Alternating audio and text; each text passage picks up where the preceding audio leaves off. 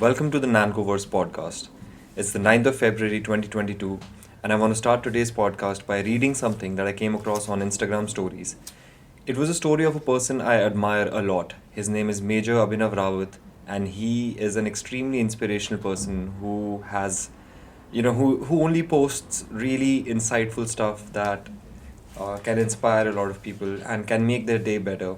And this particular post that he posted really resonated a lot with me, and I think it will resonate with you as well.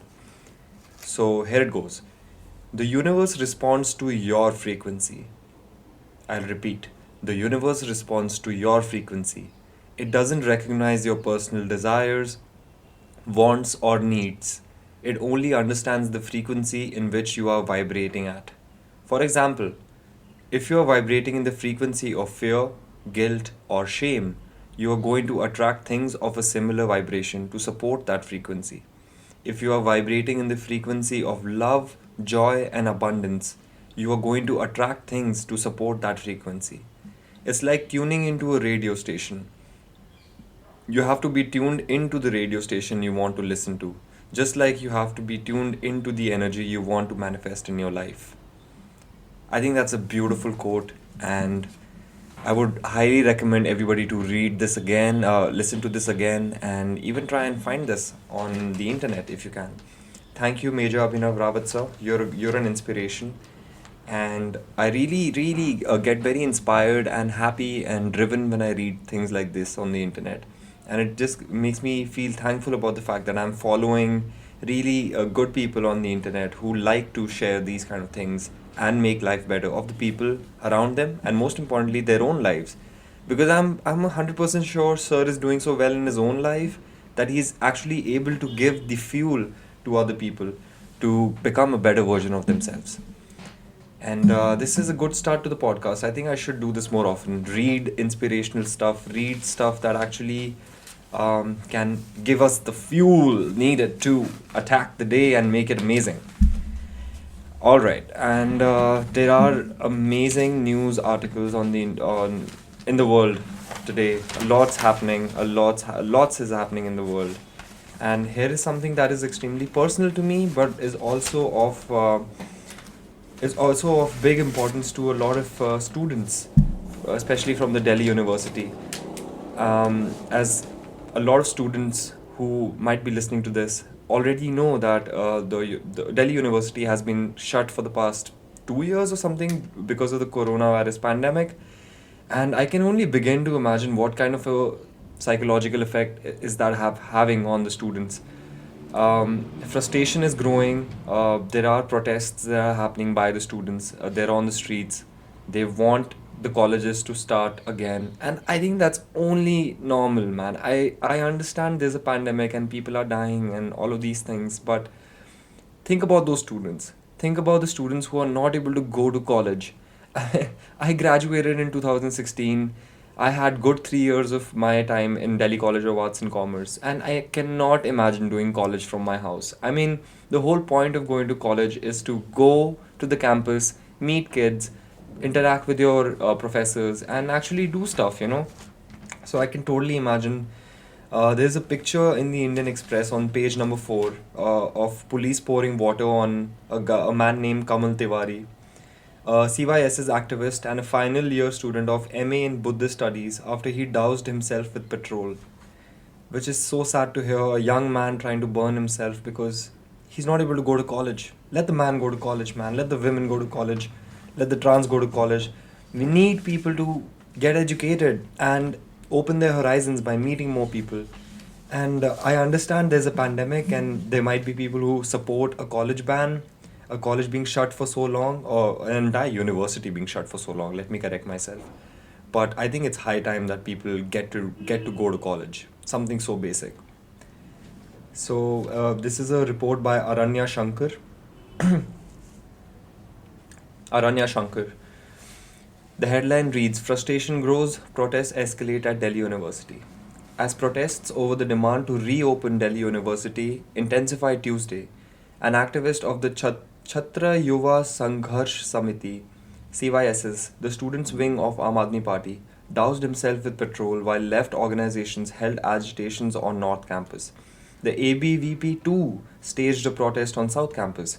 They had on Monday submitted memorandums to principals of 55 DU colleges demanding reopening. The second day of protests saw left organizations, the Students' Federation of India, SFI, All India Students Association, ISA, and the Krantikari Yuva Sangathan, KYS, hold joint protest and a chakka jam outside the Arts Faculty building on North Campus.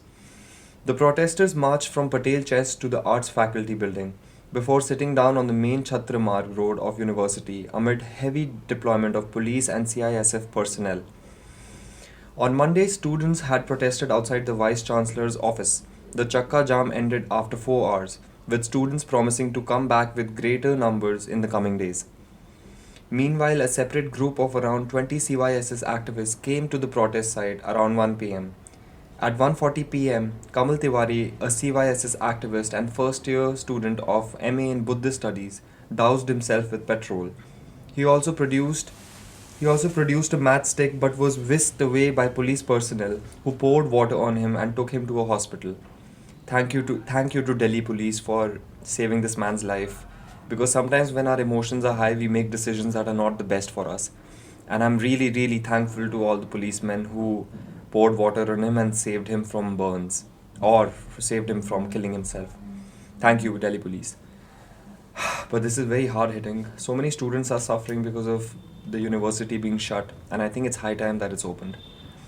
One Kamal Tiwari tried to pour petrol over himself in order to torch himself. Immediately, he was stopped by police present at the spot and was removed from there and taken to HRH hospital. It is learned that the said liquor was mix of petrol and water. Further antecedents are being verified. He told reporters, "They have wasted 3 years of our lives. We have been sitting at home all this while."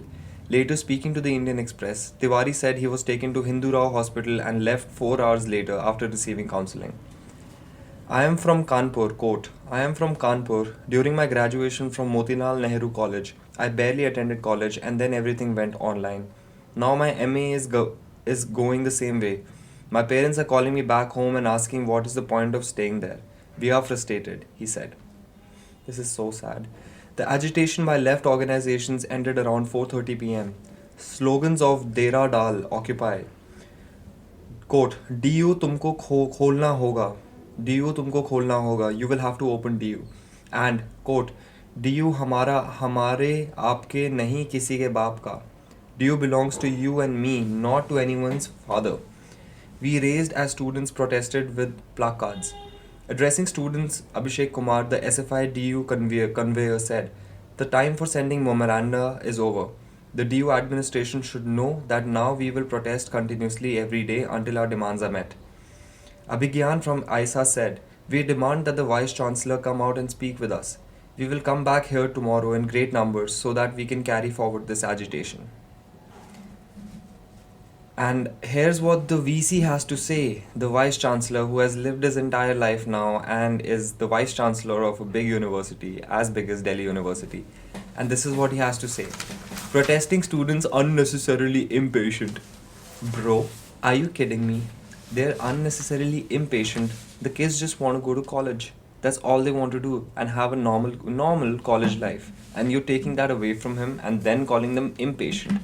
This is the exact same type of attitude that lends to an entire generation being destroyed by vice chancellors like him. But I do not want to sound too critical, because at the same time there are real concerns that people have because of why the colleges have been shut in the first place. But I think it's high time now. It's been 3 years. Delhi University Vice Chancellor Yogesh Singh Tuesday said the university would reopen after taking stock of the level of preparedness. He said protesting students were becoming unnecessarily impatient, and that such a big decision required many factors to be considered. Sources said the issue may come up in the academic council meeting scheduled for Wednesday, even though it's not on the agenda. What kind of a lax attitude is this? I sometimes really don't understand. The AC meeting, Academic Council meeting, is primarily being called to discuss the undergraduate curriculum framework. Universities in the capital like JNU and Ambedkar University have already announced 100% reopening, thank God. However, Delhi University is yet to take such a decision. We are working on the modalities and preparedness in the various colleges of the university. Once we get any clarity on that, we will open the university. We have to reopen. There is no question of not reopening, Singh told the Indian Express. Singh also said the comparison could not be made with JNU as the universities had completely different structures and number of students. Quote, see the size of universities. Our challenges are very different. It is very easy to bring out a notice. It doesn't take any time. But if there is no preparedness, how will it work? Students have to come from different states. There are many issues associated with it. If we take an emotional decision and bring out a notice, what will happen to them? There are a good number of girls among them who have to come from far off places, he said. Quote, we have to see the larger picture. We are working on it. As soon as we feel confident and comfortable, we will open it. One of the main issues is hostel preparedness, but there is also sanitization of classrooms. Furniture has to be clean, etc. We are going by whatever the principals are telling us. Quote, he added. Singh said students' protests on reopening could have been dealt with by issuing a notice to pacify them, but that would not be correct. There is no question of not opening the university. The only thing is, students are unnecessarily becoming impatient. Man. The proctor told them we are opening the university, but they need to wait for a little bit. We could have evaded responsibility by simply taking out a notice, but that serves no purpose. Just do your job quicker, man. You have to clean some tables, just do it. I have been a student of Delhi University and I can vouch for one thing. As high the cutoffs are, there is also a very high level of laxity when it comes to the administration. People do not take their jobs very seriously out there because they are being paid by the government and they just sit on their asses and don't get stuff done. That's why people get impatient because you don't do your job. You just have one job, man. Just clean some tables. Earlier, DU registrar had said meetings were on with principals to decide on when to reopen. We are trying to see when we can open, but we will not do it immediately because we don't want to panic students. We will give at least 7 to 10 days notice. It is not fair to compare JNU with DU because JNU's total student strength is around the same strength of one DU college. We have around 65% students from outside. Where will they stay? We need to consider all these factors, he had said. Okay, so there might be some point in what he's saying, but also I do feel that it is high time that they work quicker and make sure that the university is open, colleges are open, and students get to go to a damn class and go to the campus so that they're able to interact with other kids and have a good college life instead of just putting petrol on themselves and burning themselves to death because they're not able to go to college. This must be so sad for the kids. I cannot even begin to imagine. I'm on some selfish level thankful that my graduation is done and I do not have to study in these times when everything is online, which I really feel there is no point to. Like, I really do not think. I don't know what your thoughts are on this. If there are any students listening to this, please do let me know if online classes are in any shape, way, or form better than offline classes. I mean, first of all, I think the point of being a college student is really, really not about the classroom, the things that they learn in the classrooms. It is also about the experience. So if the experience is being taken away from you, I can only imagine that people would get impatient. So I really hope and pray, and I will be tracking this story. I really hope and pray that that Delhi University is opened ASAP, and that students are able to go to college, and the protests come to an end, and kids get a resolution quick enough. And Vice Chancellor, sir, here's my message to you: do your job quicker. Yes, people are getting impatient because you're not doing your job quicker. So do it quicker. This is the need of the hour. Thank you. Moving on, I'd like to bring my focus to news, which I think is extremely important from a national perspective. There has been a standing committee that is demanding the increase in MNREGA, which is Mahatma Gandhi National Rural Employment Guarantee Scheme. Yeah, MGNREGA, Mahatma Gandhi National Rural Employment Guarantee Act. Sorry, and is wanting the guarantee days to increase from 100 to 150 days under the Rural Job Guarantee Scheme. The Standing Committee has reviewed the implementation of the MNREGA at a time when the scheme has seen unprecedented demand for work. In the last financial year, 389.1 crore person days were generated and 7.55 crore households, 11 crore individuals availed the scheme. Damn, that's a lot of crores. Besides the budgetary allocation, the scheme faces several issues such as demand for linking of wage increase with consumer price index instead of consumer price index based on agricultural labor, which has a very old base. In addition to this, there have been demands for allowing agricultural work under MNREGA, which is fascinating that it's not allowed. Damn. Observing that the MNREGA is a last quote fallback option for many in the rural areas, a parliamentary committee has recommended increase in guaranteed days of work from 100 to 150 under the Rural Job Guarantee Scheme. The recommendation comes at a time when the job scheme has become a safety net for migrant workers who returned to their villages during COVID-19 and the demand for work under it reached an all-time high in the last financial year. In its report, which was tabled in Lok Sabha on Tuesday, the Standing Committee on Rural Development and Panchayati Raj, headed by Shiv Sena member Pratap, Pratap Rao Jadhav, also said that the budgetary allocation of a scheme of such an enormous magnitude should be done in a more pragmatic manner, so that there is no dearth of funds in mid-year and flow of funds for payment of wages and material share is maintained seamlessly. In the Union Budget 2022-23, there was no increase in the allocation of MNREGA, with the Finance Ministry retaining it at 73,000 crore for the next financial year. Damn, that's a lot of 73,000 crore. On the demand for increase in the number of guaranteed days of work under the MNREGA, the panel said, the committee take note of this existing provision and are of the view that the MNREGA is a last quote fallback option for numerous rural people and the amount of expenditure under it also elicits a keen interest in the scheme by the poor and marginalized. End quote. Quote, it is high time that the scheme be revamped, keeping in view the changing times and emerging challenges, particularly in wake of the COVID pandemic. In view of such background, the committee are of firm opinion that the need of the hour is to further diversify the nature of work under MNREGA in such manner and through such mechanisms which could also propel the number of guaranteed working days under MNREGA to at least 150 days from the current 100 days. It said in its report, quote, critical evaluation of Mahatma Gandhi National Rural Employment Guarantee Act. Therefore, the committee strongly recommend the Department of Rural Development to review the scheme of MNREGA in such a way which could ensure an increase of guaranteed days of work from 100 to 150 days. The committee also recommended the Rural Development Department to review its budgetary demand pertaining to MNREGA and ensure that agreed to labor budget is made at concerned level keeping in view the expenditure of previous years.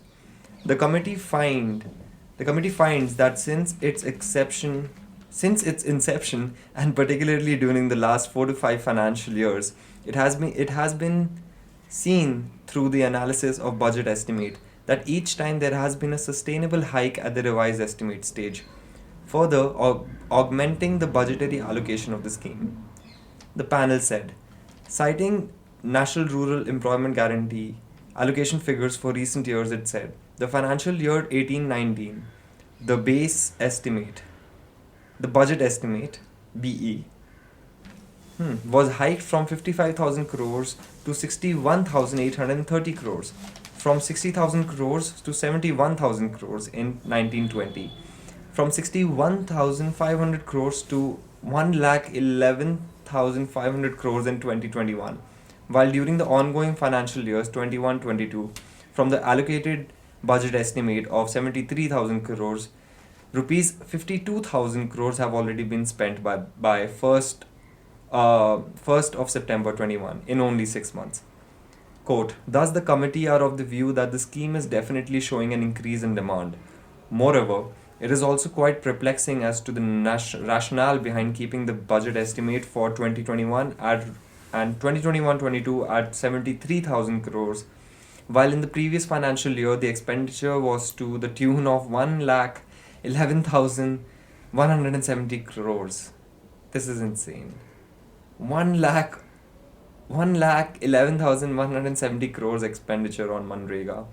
I'm hoping all of this money went to the workers. I really, really hope. I do not know how much of it actually ended up in the hands of the people who worked, but I really hope it did.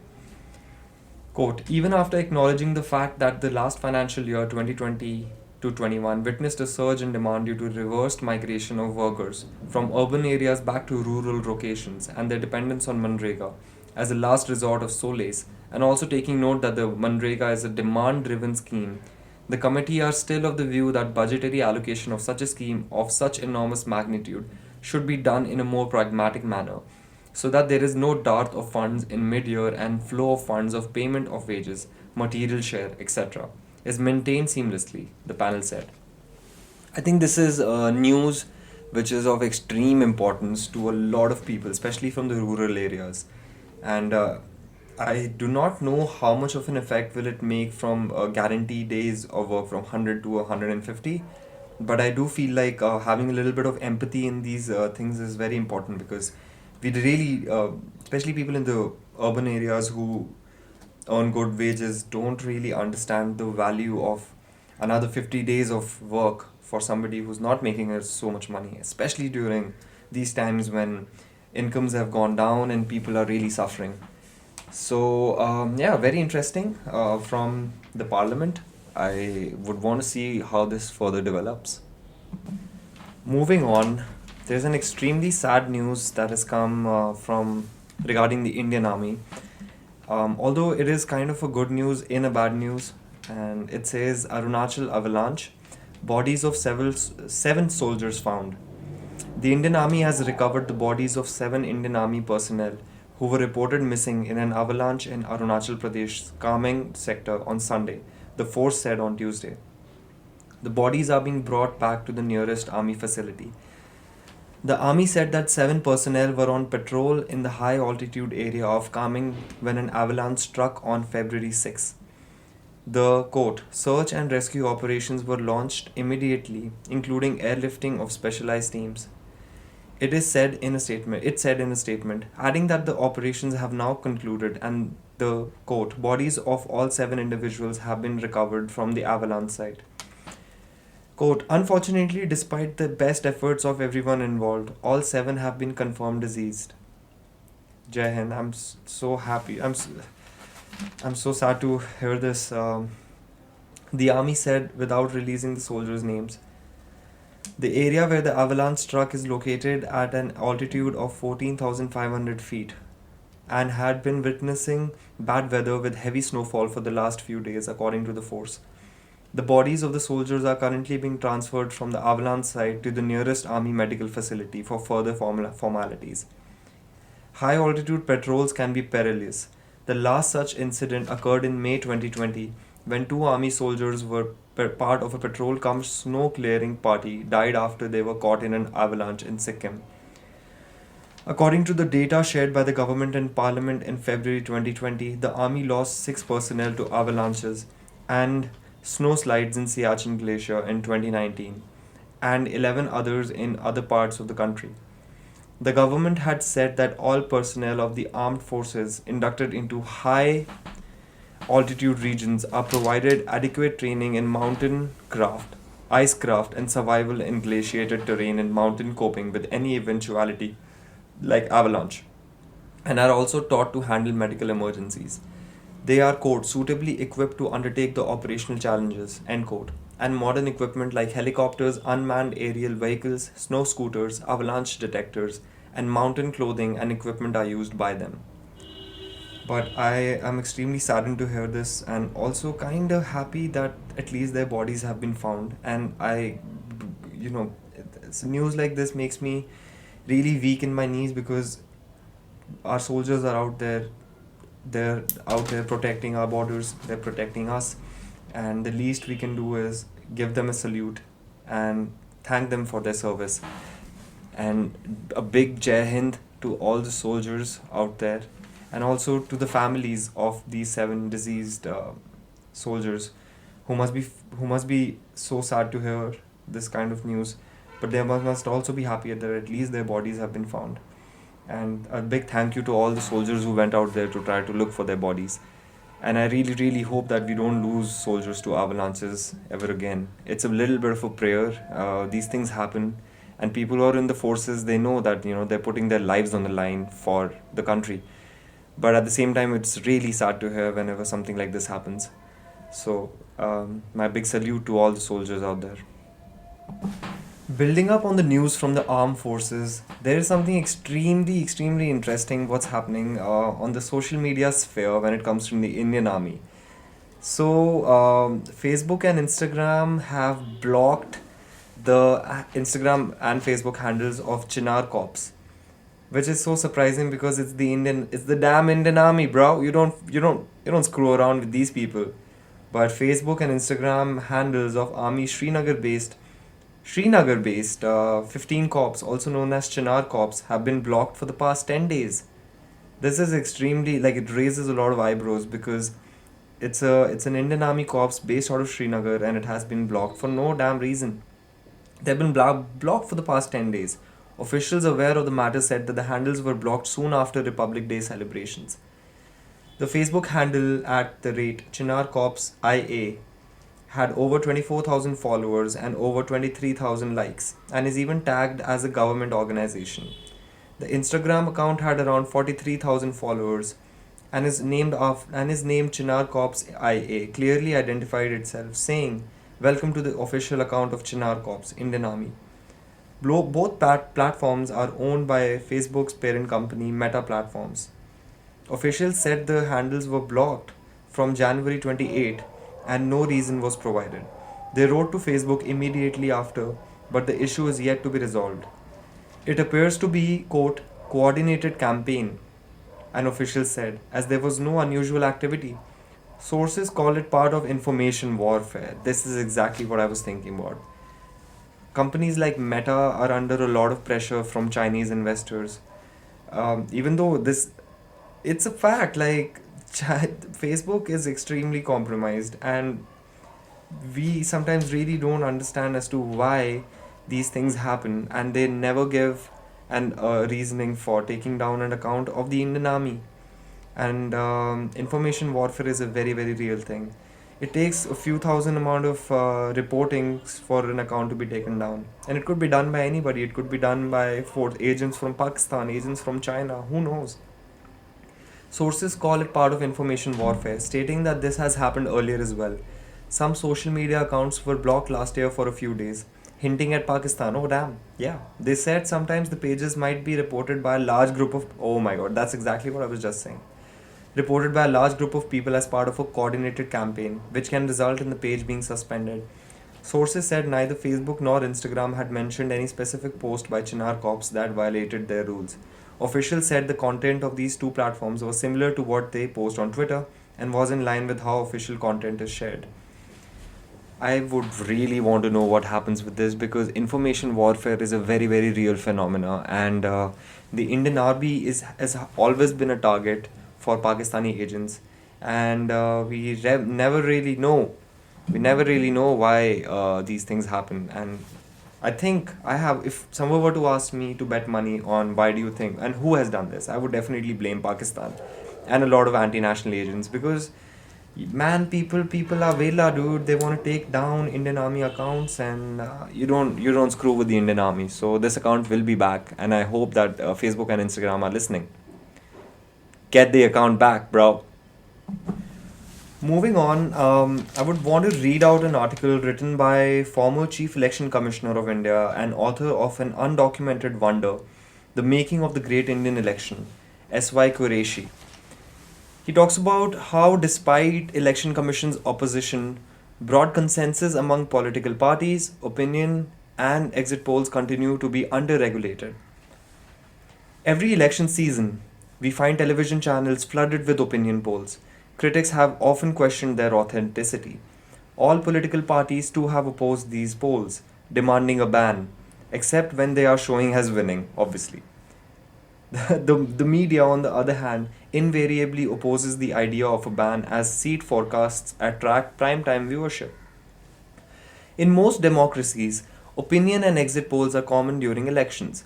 However, restrictions are also imposed in many countries, extending from 2 to 21 days prior to the poll.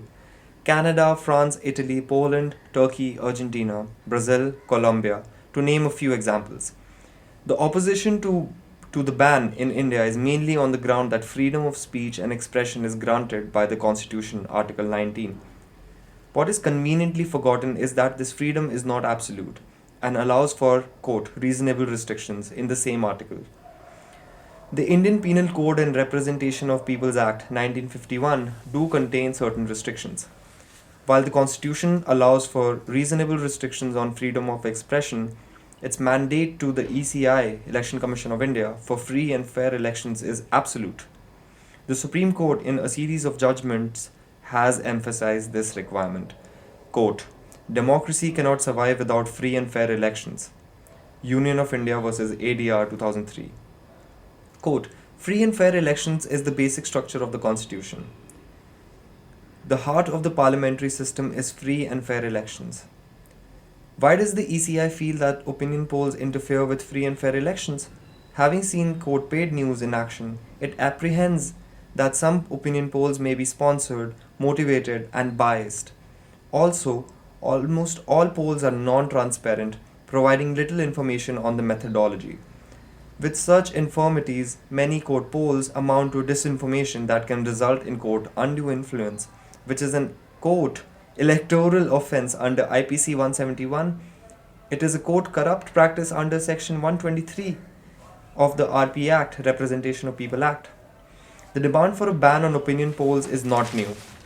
At two all-party meetings called by Election Commission in 1997 and 2004, there was unanimous demand for such a ban. The difference of opinion was only on whether the ban should apply from the announcement of the poll schedule or the date of notification. In 1998, the Election Commission of India issued guidelines that were challenged in the Supreme Court. A five-judge constitution bench asked the Election Commission of India how it would enforce these decisions in the absence of a law. Realizing its weakness, the ECI withdrew the guidelines till a law was made. Unfortunately, this left the constitutionality of the issue undecided. The matter resurfaced in 2008 when many political parties came to ECI demanding a ban on opinion and exit polls. The ECI advised them that they need to raise it in Parliament, as it required legislative amendment. The Election Commission even vetted a draft on the proposed amendment. Surprisingly, Parliament banned exit polls but not opinion polls. It is not clear why the parties who were unanimous in demanding the ban on both opinions and exit polls did not pass it in Parliament in its entirety. Doublespeak, very common from politicians, unfortunately. In 2013, the debate on banning opinion polls was revived when the Law Ministry advised the ECI to once again seek the view of all political parties. 15 political parties responded, all but one, BJP, supported a ban. It was interesting to watch the debate on the subject in the media. All the participants, media, pollsters, and jurists were heard supporting the opinion polls, yet admitting the presence of serious flaws. The ECI and political parties are not alone in doubting the integrity of opinion polls. The Press Council of India says this has become necessary to emphasize today, since the print media is sought to be exploited by the interest individuals or groups to misguide and mislead the unwary voters by subtle and not so subtle propaganda on caste, religious, and ethnic basis, as well as by the use of sophisticated means like the alleged poll surveys. In early 2014, a sting operation by a television news channel caused quite a stir. As many as 11 polling companies were caught red-handed fraudulently manipulating surveys. Damn, man. These polling agencies were willing to manipulate the margin of error, victory margin for candidates, seat projections for a party, or hide negative findings. Unfortunately, this expose did not receive the attention it deserved. What is the way forward? Ideally, an independent regulator like the British Polling Council would be a viable option. All polling agencies must disclose for scrutiny the sponsor, besides sample size, methodology, time frame, quality of training of research staff, etc. India could set up its own professional body on the same lines.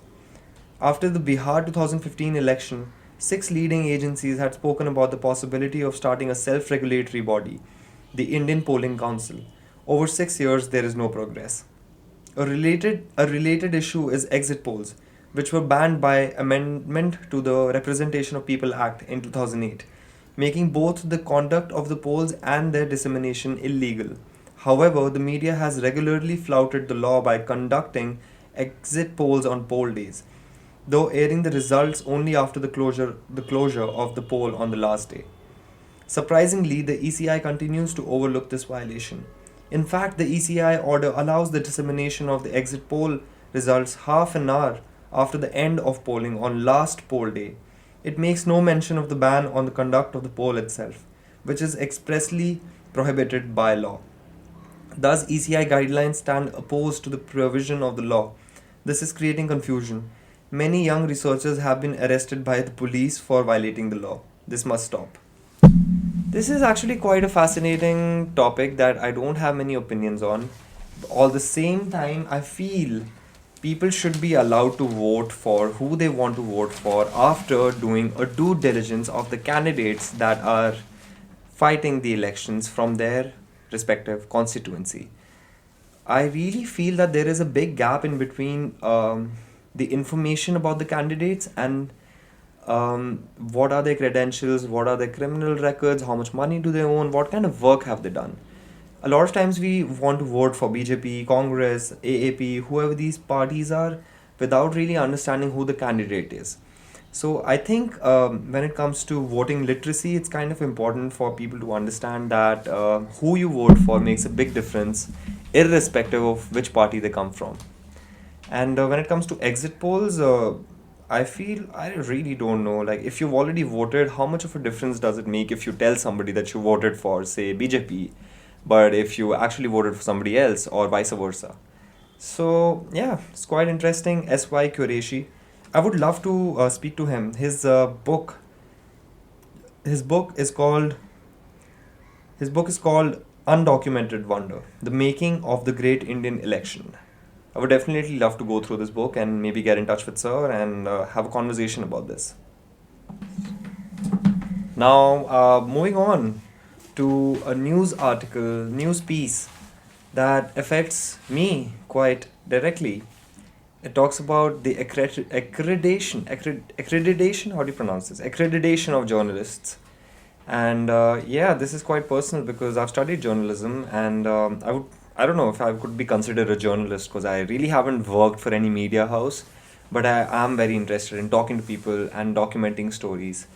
I actually did not know that the government accreditates journalists, and this is quite fascinating. The government has issued a new policy on accreditation of journalists, and they've introduced an entire section about reasons that can result in suspension of the accreditation. Accreditation. Damn, I really need to understand how this word is pronounced. Anyway, so what has changed? The new policy prepared by Ministry of Information and Broadcasting and issued by the PIB, Press Information Bureau, lays down guidelines on how PIB accreditation will be granted to eligible journalists. At the moment, there are about 2,457 PIB accredited journalists in the country. 2,457. Okay. For the first time, it specifies conditions that can result in the journalist losing accreditation. If a journalist, quote, acts in a manner which is prejudicial to the sovereignty and integrity of India, the security of the state, friendly relations with foreign states, public order, decency or morality, or in relation to contempt of court, defamation, or incitement of an offense, end quote, her accreditation can be cancelled. Interesting. These are the grounds for cancellation. The previous policy issued in 2013 had stated, under general terms of accreditation, that accreditation shall be withdrawn as soon as conditions on which it was given ceases to exist. Accreditation is also liable to be withdrawn, suspended if it is found to have been misused. The new policy has 10 points that may result in the accreditation being cancelled, including if a journalist is charged with a serious cognizable offence. What concerns does this raise? One of the core responsibilities of a journalist is to expose wrongdoing. That's true.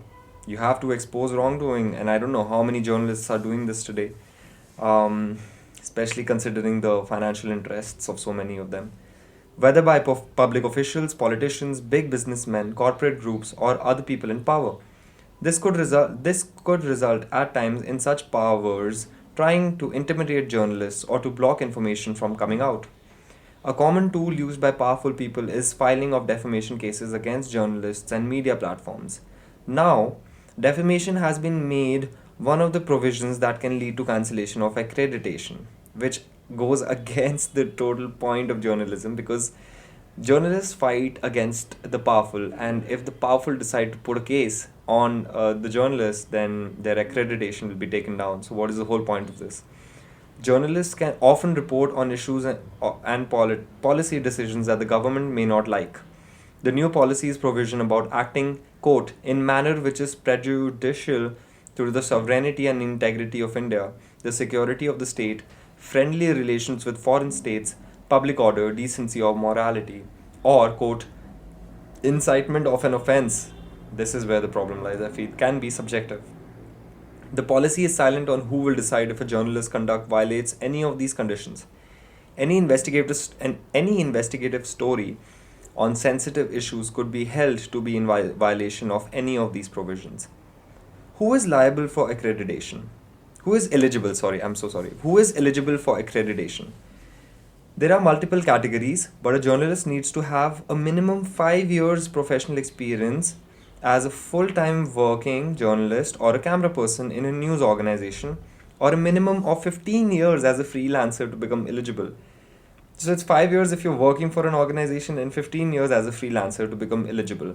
Veteran journalists with over 30 years of experience and who are older than 65 years of age too are eligible. Accreditation is only available for journalists living in the Delhi NCR region. Oh my god, this is so dumb. Accreditation is available for journalists living in the Delhi NCR region only, which is one of the dumbest things I've ever heard because journalists are from throughout the country. Like, why only people living in Delhi NCR region? What's the whole point of this accreditation anyway? Yeah, I really hope this is helpful. Journalists should just do their work anyway, man. Don't think about the government giving you a tag for being a journalist. I don't even know what are the benefits of this, but I'll come to that. A newspaper or a periodical needs to have a minimum daily circulation of 10,000, and news agencies must have at least 100 subscribers. Similar rules apply for foreign news organizations and foreign journalists. The policy has introduced a provision that journalists working with digital news platforms are also eligible, provided the website has a minimum of 10 lakh unique visitors per month. Damn.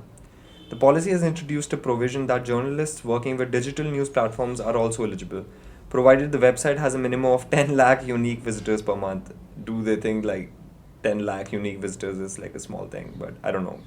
Applications for accreditation are vetted by a Central Press Accreditation Committee headed by the DG PIB.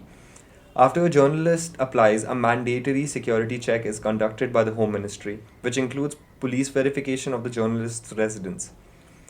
How does accreditation help? Okay, I really wanted to get to this. The policy mentions that the accreditation does not, quote, confer any official or special status on the journalist, but only recognizes them as a, quote, professional working journalist. Okay, so you're getting recognized by the government. Very good. There are three advantages. One, in certain events where VVIPs or dignitaries such as presidents, vice presidents, or the prime minister are present, only accredited journalists are allowed to report from the premises. Very good. Second, accreditation ensures that a journalist is able to protect the identity of his or her sources. An accredited journalist does not have to disclose who he or she intends to meet when entering offices of union ministries, as the accreditation card is, quote, valid for entry into buildings under MHA, Ministry of Home Affairs Security Zone. Hmm. Third, accreditation brings certain benefits for journalists and his or her family, like being included in the central government health scheme and some concessions on railway tickets. Okay. Have governments tried to put similar curbs earlier? Several governments have tried, but have had to usually withdraw. In 2018, during its first term, the NDA government introduced fake news guidelines, proposing that a journalist's accreditation can be suspended and even permanently cancelled if media regulatory bodies adjudge that the journalist had propagated fake news. The order was withdrawn.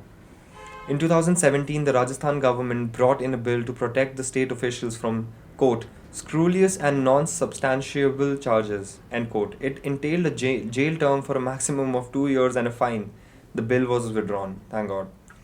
In 2012, during the UPA regime, Congress leader Meenakshi Natarajan wanted to introduce a private member's bill in Lok Sabha, which proposed setting up a media regulatory authority with powers to ban or suspend coverage of an event or incident that, quote, may pose a threat to national security from foreign or internal sources. Eventually, Natarajan did not introduce the bill, and her party too distanced itself from it. Former Prime Minister Rajiv Gandhi, whose government was rocked by corruption allegations, had proposed a defamation bill in 1988, which would quote, make publication of imputations falsely alleging commission of offences by any person as an offence. End quote. The bill, eventually withdrawn, proposed a jail term for up to 5 years for defamation. Damn, man. Defamation is actually quite a double edged sword because the powerful use it against journalists, and journalists don't really make that much money, let's be honest. Like, most of them are either working for compromised organizations and freelancers themselves. I don't know how much money they make, but powerful people make a lot of money, and filing a case on those people is extremely easy, especially if you're a driven journalist that wants to bring the truth out. And if that truth doesn't serve the purpose of the powerful, then they can take you down. So I really don't know how much teeth can be uh, can be exercised by the government because of their accreditation given to journalists. But I hope that but I hope that it is not used against real journalists who are breaking stories against the corrupt, powerful, and bringing people to authority, bringing people to accountability. Moving on to something that I'm extremely interested in, which is the China-Russia relationship. China-Russia relationship, I think, could define the future of the 21st century because these are two nations that are they have interests in taking the US down, and they have personally been they have they are at least from the outside they seem to be very good friends, and they have common interests, and they share a very very long border as well, and a common history. Vladimir Putin and Xi Jinping both are extremely powerful leaders in their nations and in the world as well. And I've been following the Ukraine, Russia, United States conflict. So I feel the China and Russia relationship could be a defining relationship in this entire situation and also in the future. So I would want to read this simply put in the explained section of the Indian Express, written by Nirupama Subramaniam. The China-Russia relationship. Xi is seemingly with Putin against the US, as we all kind of would think. But the relationship between their countries is complex. Their interests do not always converge. The situation in Ukraine is fluid, and all parties are hedging their bets. President Vladimir Putin's show of strength with Xi Jinping in Beijing last week amid the standoff with NATO on Ukraine was intended to demonstrate that Russia and China were on the same page on the quote, core interests of upholding quote, international equity and justice in the face of US unilateralism, and supported each other against quote, external interference and regional security threats. The joint statement issued after summit titled International Relations Entering a New Era and Global Sustainable Development hailed the new interstate relations between Russia and China superior to political and military alliances of the Cold War era, and said the friendship had quote, no limits and no forbidden areas of cooperation. Damn. Despite being together in rejecting US unipolarity, the relationship between Russia and China is complex and layered. Each has its distinct worldview and specific interests in its geographical region and its own battles to fight. Mistrust to cooperation. Relations between China and the former Soviet Union were frosty, marked by mistrust and doctrinal differences for most of the Cold War decades. The change came in 1989 when Mikhail Gorbachev became the first Soviet leader to land in Beijing since Nikita Khrushchev in 1958. The visit took place in the midst of the Tiananmen Square student protests, but Gorbachev held off from saying anything that would anger his hosts. Gorbachev and paramount leader Deng Xiaoping declared, quote, mutual respect for sovereignty and territorial integrity, mutual non aggression, non interference in each other's internal affairs, equality and mutual benefit, and peaceful coexistence as the basis of their bilateral relations. A decade after the Soviet Union broke up, disappointed and humiliated by the way the West had downgraded it, and deep in economic crisis, Russia under Putin's first presidency turned to China under Xi Zemin. In 2001, the two countries signed the Treaty of Good Neighborliness and Friendly Cooperation, paving the way for expanding economic and trade ties, including sales of defense equipment and energy by Russia to China, and Russia's backing for China's position on Taiwan. The George W. Bush administration was not perturbed and said this was not an alliance against the US. Last June, the two countries extended the treaty to a virtual meeting between Putin and Xi. Putin told Xi that the Russian Chinese coordination plays a stabilizing role in world affairs, and China's president said their countries had, quote, set an example for the formation of a new type of international relations. Together against US. Russia's 2014 annexation of Crimea in Ukraine led to a sharp downturn in Moscow's ties with the US, NATO, and Europe. This was also the turning point in Russia's ties with China, which revealed the possibilities, potential, and the limits of the relationship. When the US, EU, Australia imposed sanctions on Russia, Putin turned reflexively to Beijing. Over the next year, Russia opened its door wide for Chinese investments and struck a $400 billion deal for Gazprom, the Russian state monopoly gas exporter, to supply 38 billion cubic meters annually to China for 30 years from 2025. That's a lot of gas. 38 billion cubic meters. The Power of Siberia pipeline began operations in 2019 and sent 16.5 BCM of gas to China last year. During Putin's visit to Beijing last week, the two countries signed a deal for another pipeline, Power of Siberia 2, which will add 10 BCM of gas to the annual supply for 30 years. Since 2016, trade between the two countries has gone from $50 billion to over $147 billion. Damn! And within 5 years, they've increased their trade by over $100 billion. That's very impressive. China is now Russia's largest trading partner towards a modus vivendi in Central Asia. The two countries agreed to work towards speeding up the linking of the Russia led Eurasian Economic Union and the Chinese Belt and Road Initiative. Russia led Eurasian Economic Union and Chinese Belt and Road Initiative. With their ties closer than ever before, the crisis in Ukraine has been an opportunity for each country to express solidarity with the other's grievance against the US. Should the West impose financial and banking sanctions on Russia, Beijing is expected to assist Moscow, perhaps with alternative payment methods. China said during Putin's visit that Russia's, quote, reasonable security concerns should be recognized and resolved. An apparent reference to Ukraine's interest in joining NATO and the joint statement backed by the Russian opposition to any expansion of the Western military alliance in Europe. Russia reaffirmed support for the One China principle and opposed any form of independence for Taiwan. The statement also hit out, quote, against the formation of closed bloc structures and opposing camps in the Asia Pacific region, and, quote, the negative impact of US Indo Pacific strategy. Different interests.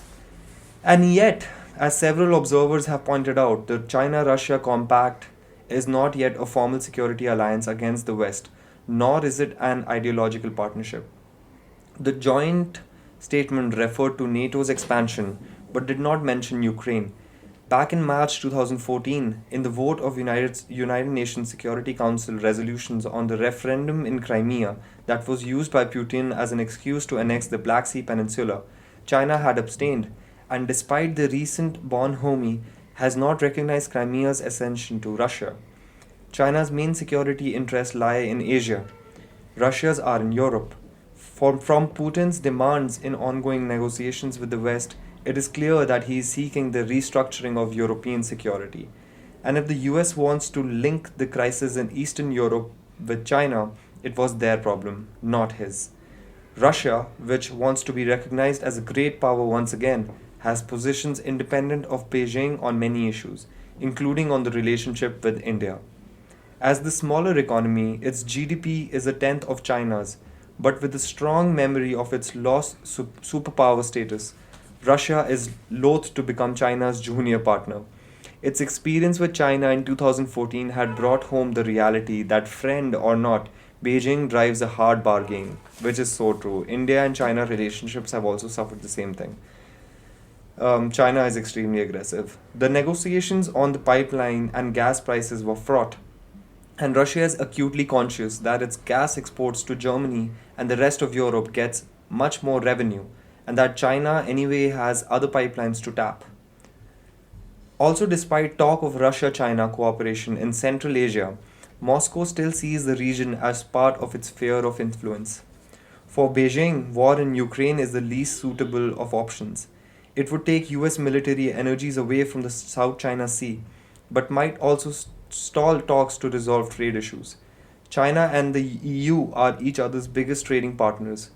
China's trade with Russia is small by comparison. Beijing will not fight the war if it breaks out, but it will nonetheless find it messy and complicated to negotiate. As for Ukraine, it is a crucial link in Xi's BRI project. China is also Ukraine's biggest trading partner, and its agricultural exports, particularly corn, have sustained China during its trade war with the US. Views from New Delhi. In this crisis with many moving parts, it is easy to both overstate and underread the Russia China relationship. All actors are hedging their bets in ways that are altering the geopolitics of Europe and Asia in real time. New Delhi's best bet would be to treat its relations with both countries and the United States separately, or it runs the risk of shrinking its own space. India's relationship with Russia is not what it used to be, but there is much that both sides continue to see as mutually beneficial. The Russia China statement did not mention China's border dispute with India, it only made a reference to developing cooperation among these three countries. After the Russian linked Redfish media teased a documentary that drew parallels between Kashmir and Palestine, the Russian embassy clarified that Redfish was not official media and reiterated that Kashmir was an issue for India and Pakistan to resolve bilaterally. This came a day after Pakistan and China issued a statement expressing concern at India's unilateral actions in J&K. As one former Indian diplomat put it, India would restrict its foreign policy choices and undermine its own status as a rising power of global standing by taking sides in a conflict that has nothing to do with it. What else was French President Emmanuel Macron 5 hour meeting with the Putin over dinner if not a display of grand complexity of global politics, the fluidity of the present and the opportunities in it. Extremely interesting. Russia and China, two great powers, combined by their concerns for the United States and also dealing with their own cultural differences, and how much Russia exports so much gas to Germany and European countries, and it's now also exporting gas to China. So Russia does have a lot of say in these relationships, but China, on the other hand, is the big economy when it comes to manufacturing, supply chain management, and all of these other factors, where it has like such a strong hold. Man, very interesting. I've already hit the 50 of the 1 hour mark on this podcast, so I will be keeping a cap. But I really, really hope that you guys like this episode of the NancoVerse podcast. Do consider hitting the subscribe button if you made it till the end, and share it with your friends, family, loved ones, whoever. And also find us on Spotify. You can also find me on Instagram at NancoVerse, NancoVerse. My name is Naman Datta, and thank you so much for listening. I hope you have a great life and stay hydrated, keep smiling, and Give people around you hugs, because love is the most important thing that we have. Love is important, health is important. Take care of yourself, be stress free, and I want to wish everyone a great, great, great day ahead and a great week and a great life. Love you all. Take care.